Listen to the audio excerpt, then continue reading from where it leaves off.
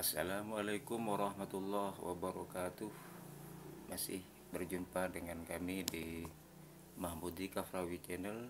Nah, pada kali ini saya akan meresensi sebuah buku yang berjudul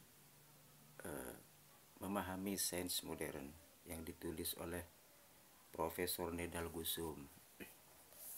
Buku ini sangat menarik. Isinya yaitu tentang bagaimana memadukan sains itu dengan Islam.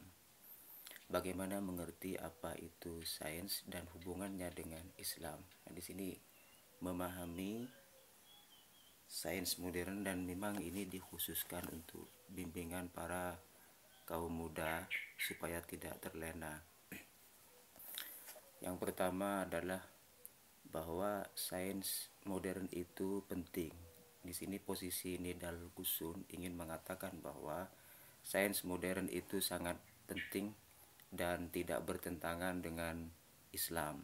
Selama ini sejak abad ke-14, 15, 16 itu Islam mulai mengalami kemunduran, utamanya tentang sains. Hal itu diakibatkan karena sains atau ilmu pengetahuan itu berkembang di barat, berkembang di Eropa sejak abad ke-15 Masehi, dan sampai sekarang Islam belum menemukan budaya atau peradaban global yang mencirikan sains. Islam itu tertinggal.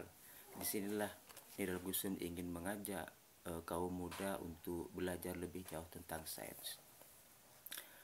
Banyak sekali pemikir Islam yang mencoba mengkritik sains modern, diantaranya Syed Hussein Nasr dengan konsepnya Scientia Sacra, itu ya, Knowledge and the Secret, bukunya Nasr. Dia mencoba mengkritik sains modern karena ada 3 kelemahan di sains modern itu. Yang pertama, terlalu rasional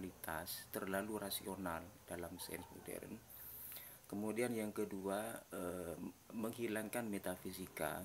Selain rasional, menghilangkan metafisika, itu sains modern menurut Nasr. Dan yang ketiga,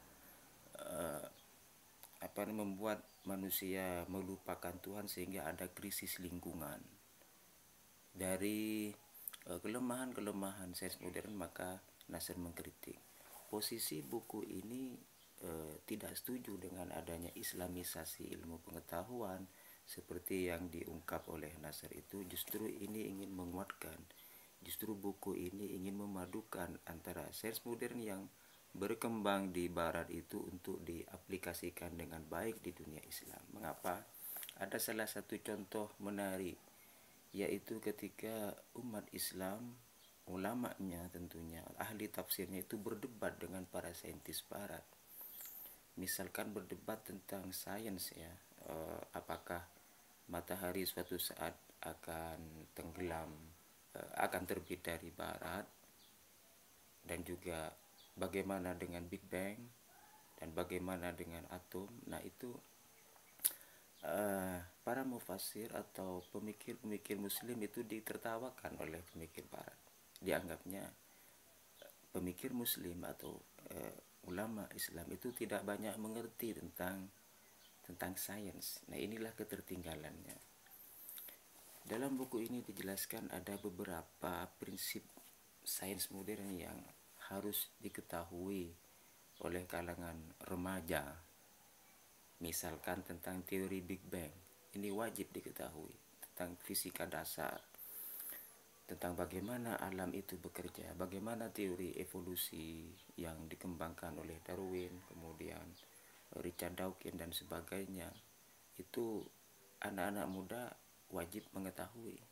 Misalkan dari SMP, SMA itu wajib mengembangkan kurikulum sains ilmu pengetahuan yang demikian. Sebab ini merupakan pengetahuan umum.